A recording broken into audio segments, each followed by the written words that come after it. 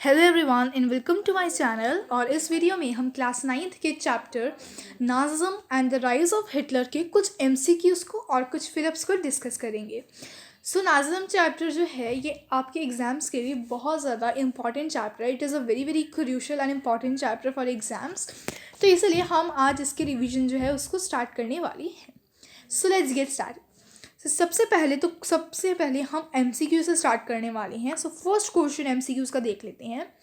So first question of the MCQ is that which of the following is not true of the ordinary people in the Nazi Germany. यानी Nazi Germany में जो लोग होते थे उनके बारे में इनमें से कौन सा स्टेटमेंट जो है वो ट्रू नहीं है यानी गलत है।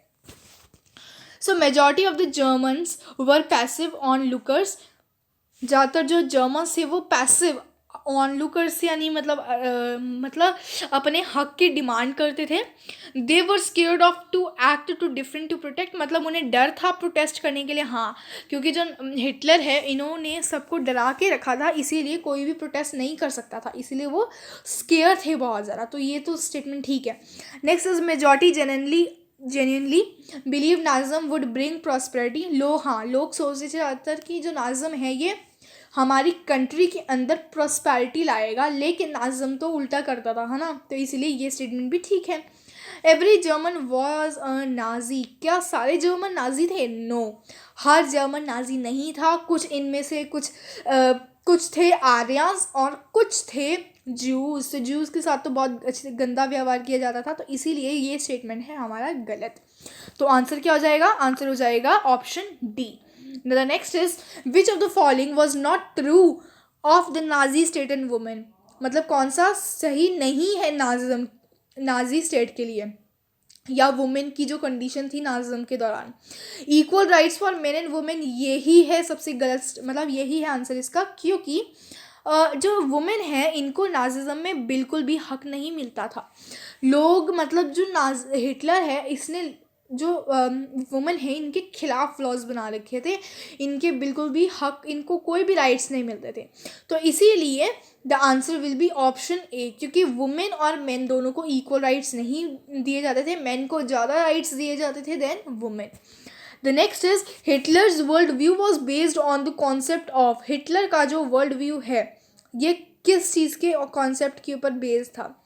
तो ये था बेस्ड ऑन द लेबेंसुरम के कॉन्सेप्ट के ऊपर ये बेस्ड था। यानी सिर्फ और सिर्फ जो फिटेस्ट है वो ही कंट्री के अंदर सरवाइव कर सकता है। यानी only the Aryans can just live in the society, in the Nazi society.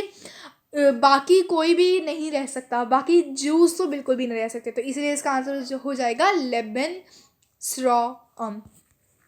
Now the next question is which of the following was not part of the Hitler policies। इनमें से कौन सा हिटलर की policy का part नहीं है? पहला है exclusion, second is ghettoisation, third is assimilation and the fourth is annihilation. So the answer is assimilation. क्योंकि अगर हम बात करें हिटलर ने कौन सी 4 चीज़ें की थी। हिटलर की पॉलिसी में था एक्सक्लूजन यानी उन लोगों को तो उन लोगों से यानी ज्यू से बात भी मत करो। एक्सक्लूजन का मतलब उनको तो साइड में रख दो, कहीं पे भी साइड में उनको, मतलब उनसे बिल्कुल भी बात मत करो, ठीक है। नेक्स्ट था गीटोइजेशन, यानी उनको गीटोज में डाल दो। गीटोज यानी बहुत गंदी सी जगह, ठीक है। कभी टॉयलेट्स में उनको बंद कर देना, कभी उन्हें चैम्बर्स के अंदर बंद कर देना। तो ये था गीटोइजेशन। द नेक्स्ट इज एसिमिलेशन तो हिटलर की पॉलिसी का पार्ट नहीं था, इसीलिए इसका आंसर हो जाएगा एसिमिलेशन। क्योंकि इनमें क्वेश्चन में उसने क्या दिया है कि not a part of Hitler policy, Hitler की पॉलिसी का पार्ट नहीं था, तो एसिमिलेशन तो नहीं था। Next is annihilation. Yes, annihilation जो है ये था सबसे खतरनाक पॉलिसी हिटलर की। इनहिलेशन में क्या हुआ था? इनहिलेशन में हिटलर ने कहा कि सारे ज्यूज को टोटली मार दो, उनको चैम्बर्स के अंदर डालकर उनको व्हीकल्स में फिर उन्हें व्हीकल से चैम्बर्स तक पहुंचाया जाता था और चैम्बर्स में उनको मार दिया जाता था। चैम्बर्स में बेसिकली पॉइजनस गैसेस को रिलीज़ किया जाता था, फिर जो ज्यूज़ हैं वो उनकी डेथ हो जाती थी, ठीक है ना। हु वर द डिज़ायरेबल्स कौन थे? डिज़ायरेबल्स बेसिकली वो लोग थे जिनको हिटलर बहुत ज़्यादा मतलब उनको सुपीरियर मानता था, मतलब उनको बहुत ज़्यादा प्योर मानता था। राइट। तो वो कौन थे? नोमैडिक जर्मन आर्यंस थे। आर्यंस को जो हिटलर है वो सोचता था कि आर्यंस ही मतलब फिट हैं अपनी सोसाइटी के अंदर सर्वाइव करने के लिए।